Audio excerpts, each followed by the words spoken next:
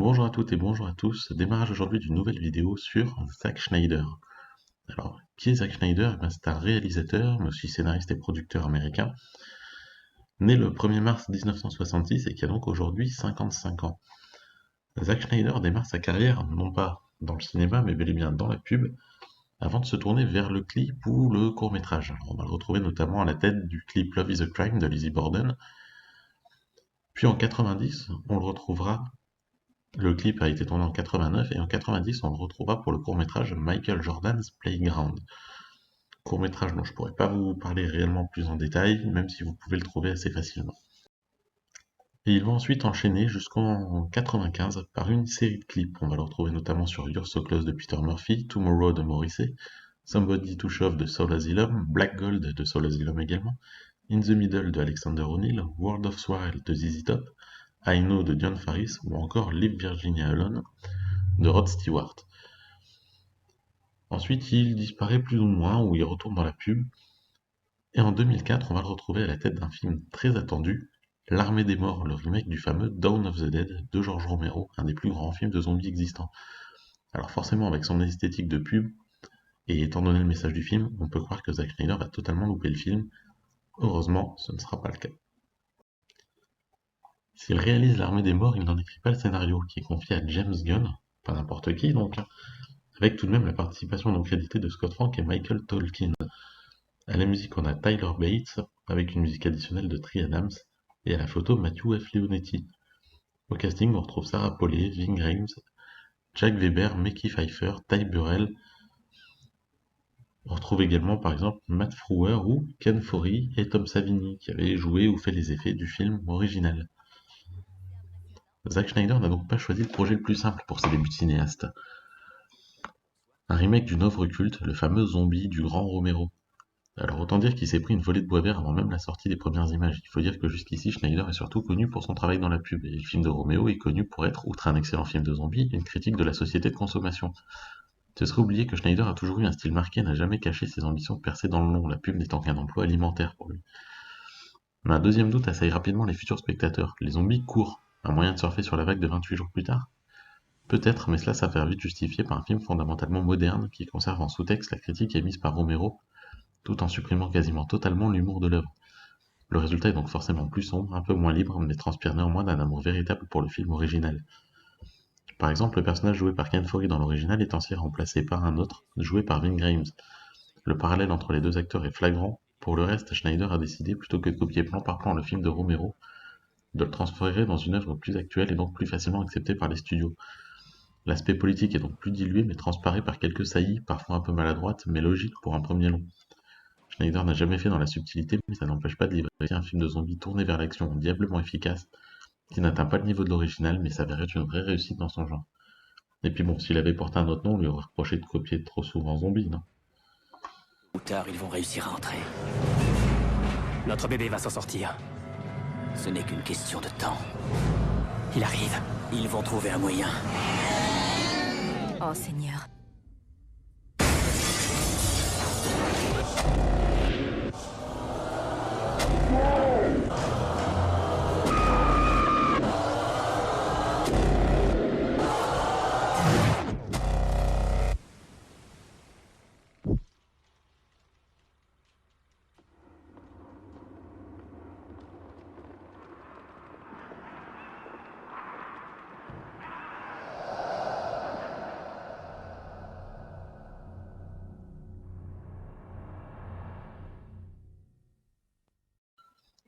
Toujours en 2004, Zack Snyder réalise le court-métrage The Lost Tape, On This Terrifying Last Day Revealed, un court-métrage qui est plus ou moins un spin-off de l'Armée des Morts. 3 ans après le succès de l'Armée des Morts, avec la réussite inattendue même de l'Armée des Morts, Schneider se met de nouveau une communauté à dos en annonçant l'adaptation de 300 romans graphiques très prisés. Sur 300, il est à la réalisation mais également au scénario en compagnie de Kurt Johnstad et Michael B. Gordon d'après le roman graphique de Frank Miller et Lynn Varley. À la musique, on retrouve Tyler Bates, à la photographie Larry Fong. Au casting, Gerard Butler, Lena Headey, Dominic West, David Venham, Vincent Regan, Tom Wisdom, Andrew Plevin, Andrew Tiernan, Rodrigo Santoro, Michael Fassbender dans un de ses premiers rôles, ou encore Stephen McHattie. Car une nouvelle fois, c'est avant d'avoir vu le résultat qu'on le juge. Il faut dire que cette histoire retraçant la bataille bien réelle des Thermopyles a une esthétique et un style bien marqués, mais ce serait oublier que c'est aussi le cas du réalisateur, qui va d'ailleurs le montrer réellement pour la première fois ici. On suivra ici Léonidas et ses 300 guerriers affrontant l'immense armée de Xerxès, héroïquement alors que les soutiens grecs les ont lâchés. Beaucoup de choses ont été reprochées au film, de se reposer uniquement sur son esthétique par exemple, ce qu'on peut reprocher à la pâle copie Les Immortels, mais pas à ce film. Ici, si on y ajoute un aspect clairement fantasy, le but est de rendre un hommage vibrant, un hommage guerrier et violent à cette bataille. Porté par la performance d'une vie de Gerard Butler, qu'on ne reverra plus aussi bon jusqu'à Gods of Egypt, le film offre ainsi une toute première apparition à Michael Fassbender. Loin de la propagande guerrière irréfléchie que certains ont fustigée, il s'agit surtout d'une histoire de courage et de volonté de défendre son peuple. Un film fustigeant la moindre envie de soumission. La mise en scène de Schneider, bardée de ralentis classieux et d'idées qui donnent une personnalité unique au film, donnant l'impression de voir le roman graphique s'animer, se montre alors unique à ce moment. Et, revu aujourd'hui, le film n'a pas autant vieilli qu'on pourrait le penser. Loin de là, il semble même encore plus juste et plus beau au fil des visionnages. Et c'est à partir de ce moment que le réalisateur va bénéficier d'une drôle de réputation. Certains le diront sous-estimé, d'autres surestimé. Clivant le bonhomme? Ouais, clairement. Donner leur vie pour la défendre.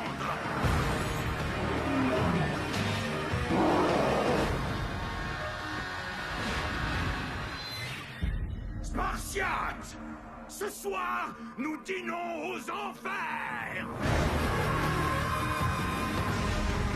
Ne leur donnez rien, mais prenez-leur absolument tout.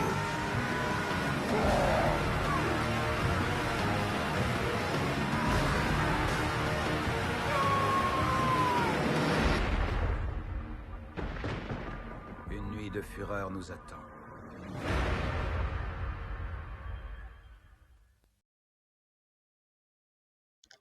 En 2009, Zack Snyder est de retour avec le film Watchmen, Les Gardiens, un film dont le scénario est signé David Hayter et Alex Tse, d'après le comics Watchmen d'Alan Moore et Dave Gibbons, à la musique Tyler Bates, à la photographie Larry Fong.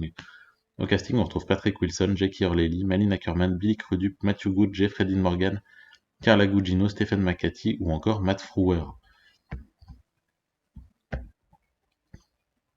Pour la troisième fois, Zack Snyder adapte, pour la troisième fois il se met public à dos et pour la troisième fois il impressionne. Adapter le roman graphique Watchmen, ils étaient nombreux à l'avoir tenté, de Paul Greengrass à Terry Gilliam, et ils se sont tous inclinés devant l'ampleur de la tâche et surtout devant les sujets abordés, difficiles à retranscrire tout en convainquant des financiers qui n'aiment pas voir le public bousculé. Mais Schneider va un poil alléger le tout sans perdre trop de puissance. Si la version cinéma est déjà fidèle, la version Director's Cut l'est encore plus. On retrouve donc des super-héros qui ont lâché leur lutte contre le mal. Mais un jour, le comédien est tué. S'agit-il d'une conspiration visant à tous les tuer? Rorschach, l'un d'entre eux, découvre vite que cela va plus loin. Le film retranscrit case par case de romans graphiques, ou presque. Esthétiquement, il bénéficie donc d'une certaine force, mais ce n'est pas tout. Il ose offrir une vision très pessimiste du monde et du genre humain, et cette vision est d'autant plus vraie aujourd'hui. Et s'il lisse un peu le personnage de Rorschach, ses attaches avec l'extrême droite sont bien moins mises en avant, voire presque plus, il n'en demeure pas moins qu'il reste un personnage fort. Surtout parce qu'il semble à l'opposé de ses collègues, mais n'a pas d'autre objectif au final. Watchmen reste très clairement le film de super-héros le plus politique jamais réalisé. À la manière de son réalisateur, il ne se cache pas et assume ce qu'il montre. Son final est effrayant, glaçant. Le film a beau durer 2h40, il n'hésite pas non plus à montrer la face sombre, voire très sombre de ses super-héros, et offre ce qui restera comme le super méchant le plus intéressant jamais écrit. Pour ceux qui voyaient Thanos comme une révolution, hein. Alors bien entendu, rien de tout cela ne vient de Schneider, mais il l'a retranscrit avec une vraie envie et offre un grand film porté par un casting de haute volée. Pas parfait mais difficile à oublier.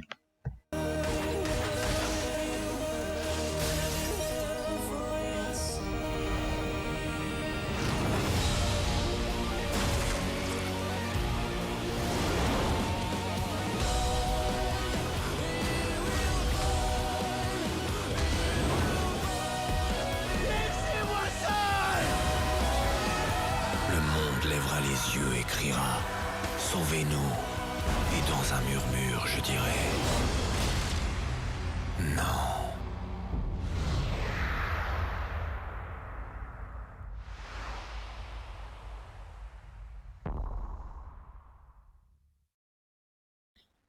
Toujours en 2009, Zack Snyder réalise le clip Desolation Row pour My Chemical Romance et il écrit le court-métrage Les Contes du Vaisseau Noir de Daniel Del Purgatorio et Mike Smith. Il produit également le court-métrage Sous le masque d'Eric Matisse. Il revient 2 ans après, en 2011, avec le film Le Royaume des Gaouls, La Légende des Gardiens. Un film qu'il réalise sur un scénario de John Colley et John Orloff, avec à la direction artistique Grant Freckleton et à la musique David Hirschfelder. Au casting vocal, puisqu'il s'agit d'un film d'animation, on retrouve Jim Sturgess, Geoffrey Rush, Anthony LaPaglia, David Wenham, Ryan Kwanten ou encore Sam Neill, Helen Mirren, Hugo Weaving, Joel Edgerton, Abby Cornish, Lee Whannell ou encore Essie Davis. Des jolis noms. Prenant conscience que ses enfants ne pourront pas regarder ses films avant quelques années, Zack Snyder se lance dans la réalisation d'un film d'animation franchement réussi. Une jeune chouette effraie et son frère sont capturés par des sangs purs, après être tombés de leur arbre alors qu'ils apprenaient à voler. Bien entendu, ils vont essayer de s'échapper alors que des amis à eux essaieront de les libérer. Adapté d'une série de livres pour enfants, Le Royaume de Gaoul conserve pourtant le style de son réalisateur, autant dans son sujet, très guerrier, que dans sa réalisation, ne serait-ce que dans l'esthétique très marquée du film. De plus, on trouve quelques ralentis typiques du bonhomme, mais aussi le choix de conserver une écriture efficace et des personnages travaillés. Si le film est plus court que ses œuvres précédentes, il parvient tout de même à développer tout cela suffisamment pour faire de ce film une œuvre d'animation au-dessus de la moyenne. Il est d'ailleurs étonnant que le film n'ait pas obtenu un succès plus important. Plus intelligent que bien des productions d'animation issues de studios importants, Le Royaume de Gaoul a toutes les raisons d'être vu par un jeune public qui n'aura aucun mal à l'apprécier à sa juste valeur. En fait, j'espère même en voir une suite et n'aurai rien contre à l'occasion. Et donc on peut souligner au final la qualité du casting VO. On est à mi-chemin.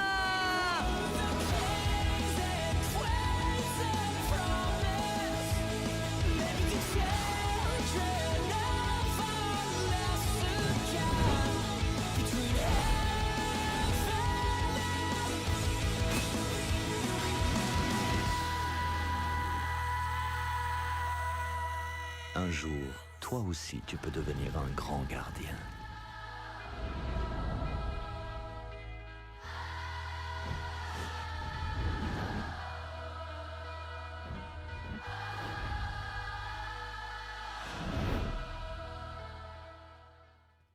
Zack Snyder revient ensuite en 2011 avec le film Sucker Punch, un film qu'il réalise et qu'il a écrit avec l'aide de Steve Shibuya.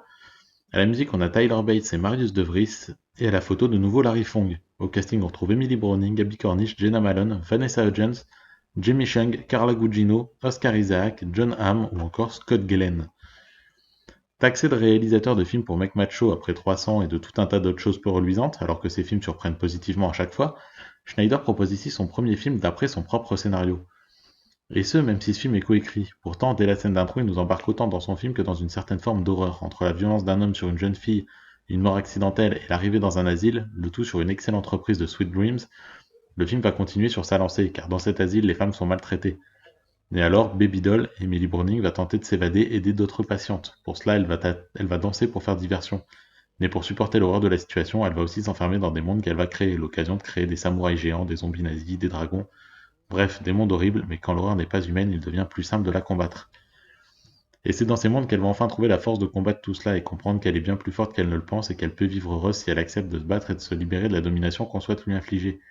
Avec une esthétique encore une fois ultra marquée, des mondes bien différents les uns des autres, une histoire dure développée de la bonne façon, même s'il faut reconnaître que c'est parfois un peu bancal, un casting qui porte le film et une BO liée de façon intime à la narration tout en portant un message important et qui tient à cœur au réalisateur, voilà un film qui est parfois, voire même souvent détesté, mais mérite de nouveaux visionnages pour être apprécié à sa juste valeur.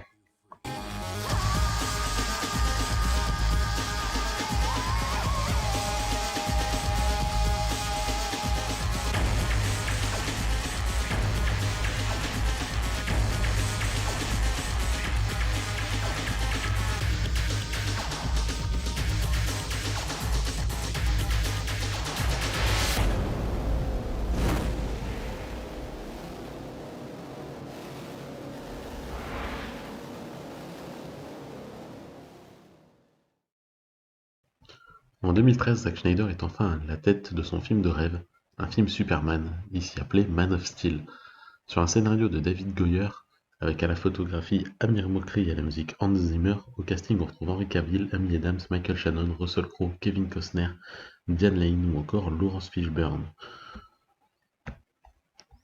Constatant le succès de Marvel, DC veut aussi lancer son univers partagé. Christopher Nolan est alors engagé et il va devoir mettre ça sur pied. Et pour commencer, il se souvient que la réputation de DC doit tout à Superman. Il doit donc mettre en place un film Superman. Il cherche alors un réalisateur. Après un refus de Ben Affleck, qui ne se sent pas prêt à faire face à une superproduction et des tournages blindés de CGI, il engage Zack Snyder. Celui-ci récupère alors le scénario de David Goyer, qui a déjà travaillé sur les Batman de Nolan, et y intègre diverses idées, notamment une qui l'obsède depuis longtemps. Que se passerait-il si un être aussi puissant que Superman ne voulait plus aider la Terre mais la détruire? Bien entendu, il peut pas le traiter de cette façon dès le départ.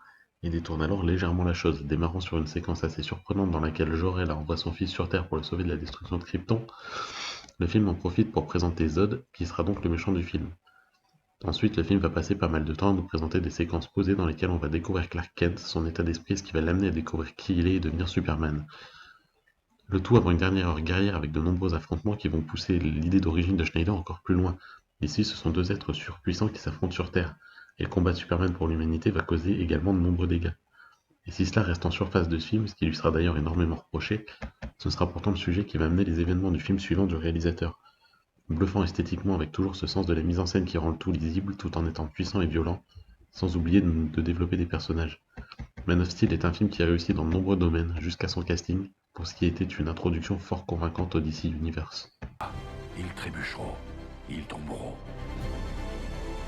Mais le moment venu, ils te rejoindront dans le soleil. Le moment venu, tu les aideras à accomplir des miracles.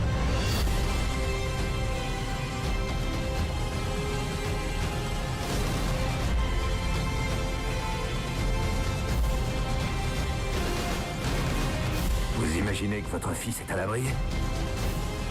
Je le retrouverai! Mon père croyait que si le monde apprenait qui j'étais, il me rejetterait. Il était convaincu que le monde n'était pas prêt. Et vous? Que représente le S? Ce n'est pas un S. Sur ma planète, ça signifie d'espoir. Ben, chez nous, c'est un S. Que diriez-vous de... Super. Excusez-moi.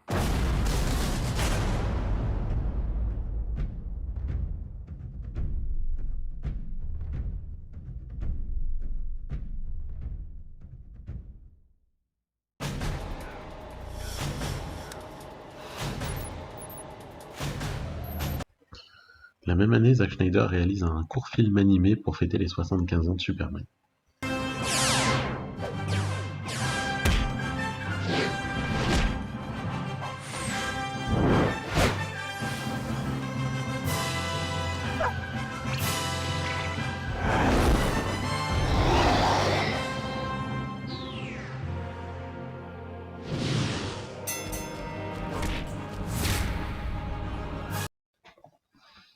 En 2016, on retrouve Zack Snyder avec Batman vs Superman, l'aube de la justice.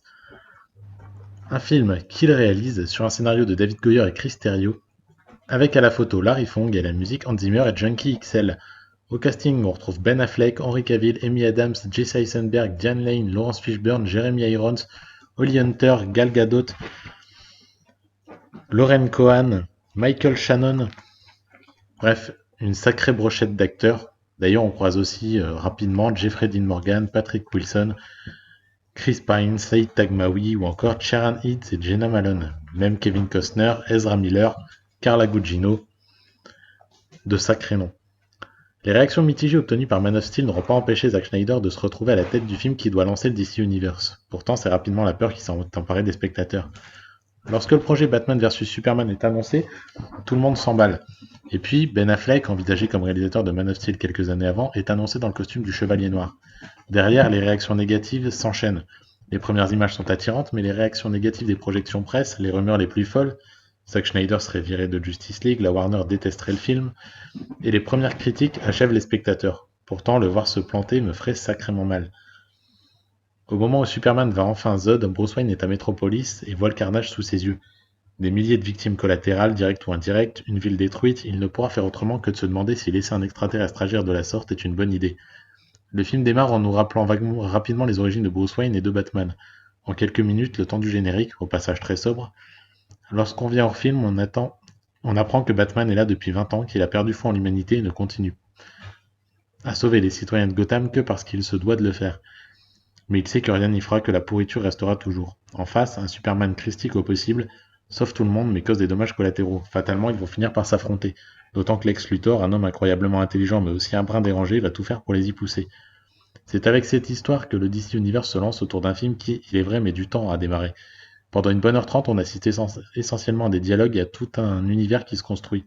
On évoque des méta-humains, on tease intelligemment les films à venir, et on présente Wonder Woman plutôt que de la balancer dans le film sans raison.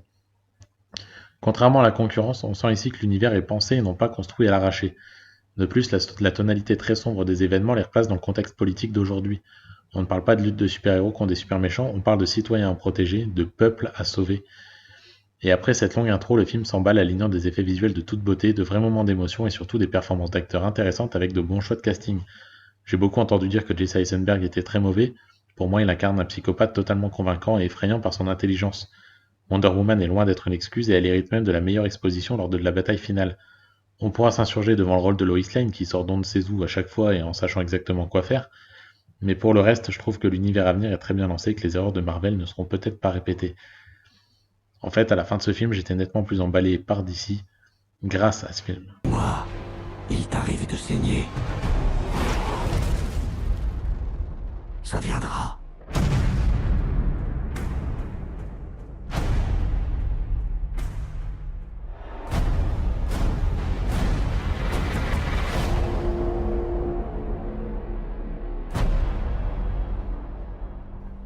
Toujours en 2016, Zack Snyder va produire également le Suicide Squad de David Ayer.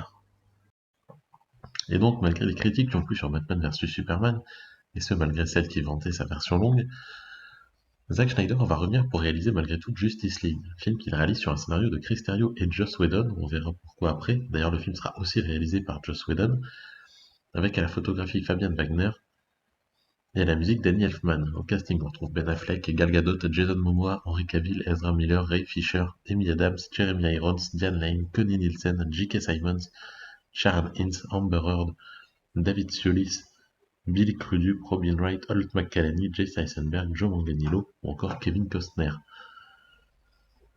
Le projet tant attendu était donc arrivé. Fantasmé depuis de nombreuses années par tous les amateurs de super-héros, voici une œuvre qui fut finalement bancale. Lorsqu'un ennemi redoutable débarque sur Terre, Bruce Wayne décide de rassembler quelques héros pour l'affronter. Mais sans Superman, ça va être difficile.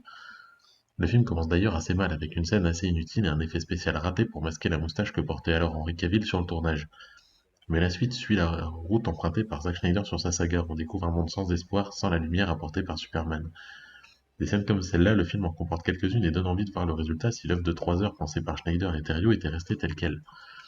Si les critiques injustement mauvaises reçues par les deux films précédents n'avaient pas poussé les producteurs à vouloir marveliser leur humour, quitte à perdre une bonne partie de leur identité, il fallait rajouter de l'humour, quitte à casser régulièrement le rythme du film. Et parfois ça sort totalement le spectateur de l'œuvre. La marque du réalisateur est présente par touche, on peut supposer que c'est bien lui qui a eu l'idée d'intégrer brièvement le corps des Green Lantern, comme il l'avait fait dans Batman vs Superman pour les autres héros. On peut voir des séquences de désolation et des séquences à échelle humaine ou héroïque qui sortent de chez lui, mais le drame qui a touché Schneider l'a poussé à quitter le tournage, repris par Joss Whedon. En effet, le suicide de sa fille l'a poussé à bout.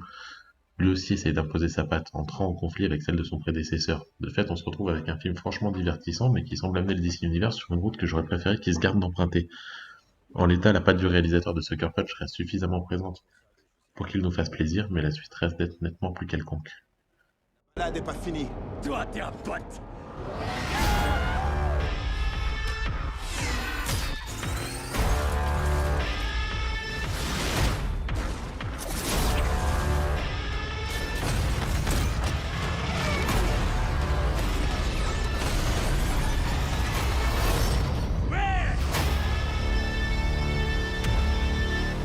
Oh, trop fort. C'est votre pas de signal, c'est votre... Oh, je suis désolé. C'est votre signal qui dit qu'il faut y aller, là. Oui, t'as tout deviné. C'est trop cool.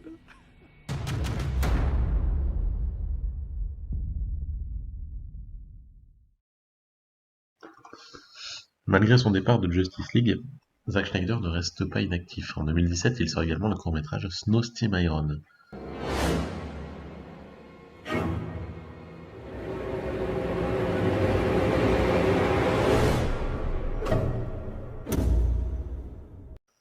Évidemment, il reste producteur sur les films du DC Universe.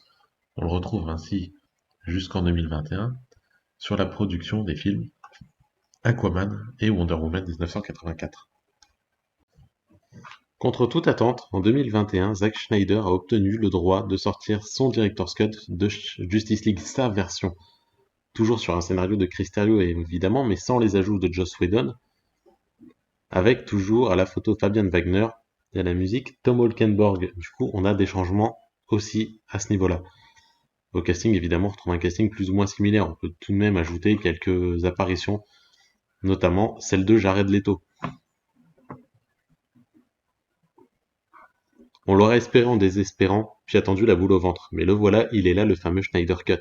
Le montage souhaité par le réalisateur d'origine d'un film dont la sortie cinéma fut une déception 4 ans plus tôt. Évidemment, le pitch en lui-même n'a pas changé. Bruce Wayne et Diana Prince, pour faire honneur au sacrifice de Superman, décident de s'allier pour former une équipe de super-héros. Leur but sera forcément de défendre la Terre de toute menace et ils auront fort à faire quand Darkseid attaque en envoyant un de ses sbires, Steppenwolf. L'histoire est maintenant connue. Après son très bon Batman vs Superman, mais détesté par une part des spectateurs, le réalisateur se lance dans Justice League. Mais après le suicide de sa fille, il tente de continuer puis doit abandonner sous la pression du studio, des émotions et d'un public dont une part s'amusera, la partie pourrie de l'humanité certainement, de son deuil. Il est alors remplacé par Joss Whedon. D'ici on profite au passage pour lui demander de marveliser le film, en gros d'ajouter de l'humour à l'univers de Schneider résolument sombre malgré quelques blagounettes. Le résultat est tellement standard et bancal que l'univers d'ici s'effondre. Le public pousse alors au point que Schneider finit par obtenir le droit de réaliser sa version Mastoc de 4 heures. Tout d'abord prévue en série, elle débarque en film découpé en parties rendant enfin sa construction cohérente. Le réalisateur récupère des scènes coupées, retourne de nouvelles scènes en rappelant des acteurs et en ajoute même de nouveaux. Jared Leto fait son retour en Joker et Joe Manganiello débarque en Deathstroke. Pour des scènes d'épilogue dont on ne verra probablement jamais la suite, Warner continuant de marteler que le film ne restera qu'un bonus. Mais alors quel bonus ? Le style de Schneider explose ici. Martial, sombre, le film conserve malgré tout quelques notes d'humour par le biais d'Aquaman et de Flash. Mais dans l'ensemble, l'œuvre est sans compromis, lâchant des affrontements carrément bluffants avec des effets visuels enfin finis, et ce malgré que quelques-uns restent encore limites. Et de manière générale, le film en met plein la vue tout du long, et on ne sent pas les 4 heures passer. Ici, on tient un film carrément épique qui possède forcément quelques petits défauts, mais qui caractérise bien mieux ses personnages, notamment Cyborg, et qui était carrément laissé de côté par Whedon. Le réalisateur s'est visiblement montré odieux avec l'acteur au passage.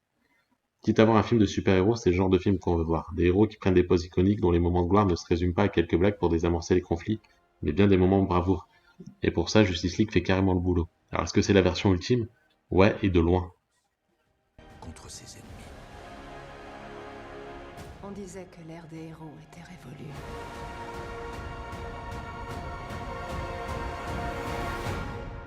Elle renaîtra. C'est en 2021 même que l'on retrouve Zack Schneider, avec cette fois Army of the Dead, un film qui sortira sur Netflix, et surtout un film qui n'est pas l'Armée des morts, contrairement à ce qu'on pourrait croire. S'il réalise le film, le scénario est signé Joby Arnold, Chayaton et Zack Schneider lui-même.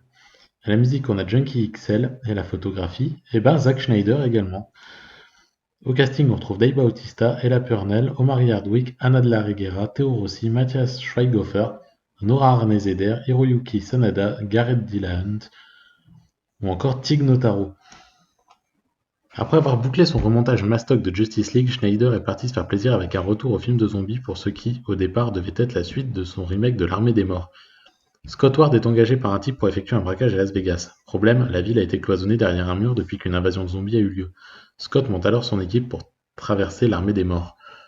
Venons-en tout de suite au principal défaut du film, il dure près de 2h30. C'est très long, beaucoup trop pour un film qui, dans le fond, reste essentiellement un divertissement. Un film d'action pur jus qui, cependant, ne se contente pas de son statut de film de zombies. Cette armée n'est pas qu'une bande de morts boitants, mais bien un monde à part qui, ici, est hiérarchisé avec sa chair à canon, mais aussi ses chefs, ses alphas, et même un tigre et un cheval zombie. Pour une fois, un peu de nouveauté dans le genre qui lui permet de proposer ces séquences d'action sacrément tendues. On notera au passage que si l'aspect guerrier de l'ensemble renvoie forcément au style du réalisateur, il se déleste de ses ralentis à outrance, il y en a quand même, et de sa photo ultra léchée, limite pub, pour quelque chose de plus cru. Le résultat est convaincant et laisse envisager tout un univers cinéma dans ce monde-là, un préquel est d'ailleurs déjà en tournage. Au casting du film, on soulignera un Dave Bautista très impliqué, mais aussi un bon équilibre entre hommes et femmes, avec au passage la française Nora Arnezeder. Le résultat final, s'il n'est pas exempt de défauts, est un excellent divertissement dans son genre. Ils ne sont pas ce que vous croyez. Ils sont plus intelligents, plus rapides. Ils sont organisés.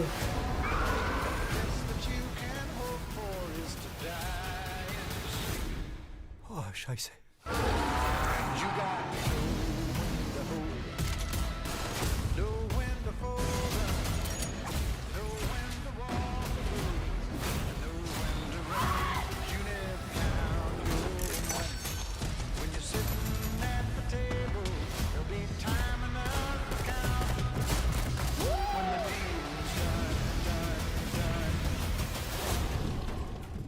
Qu'est-ce que c'est? La vache, c'est un tigre zombie. C'est un truc de dingue.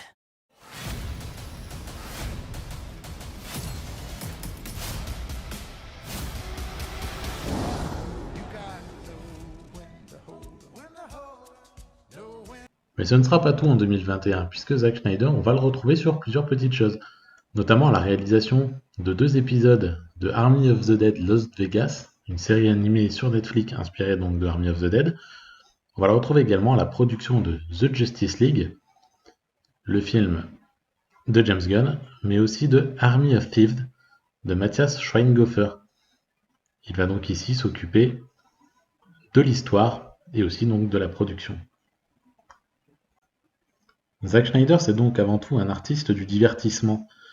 C'est aussi quelqu'un qui aime l'action, qui aime les super-héros, qui a son côté geek, et qui va faire souvent des films à l'ampleur assez inédite. C'est un réalisateur qui a su relancer des genres, qui a su faire quelque chose, se bâtir une carrière en tout cas très intéressante. Malgré tout, il est encore détesté par beaucoup et il est encore trop souvent utilisé à fin de cliché. Je vous conseille malgré tout de voir ces films qui sont souvent très intéressants. En tout cas, si vous aimez le réalisateur, que vous l'aimiez ou pas d'ailleurs, je vous laisse laisser votre avis en commentaire et je vous souhaite une bonne journée à tous.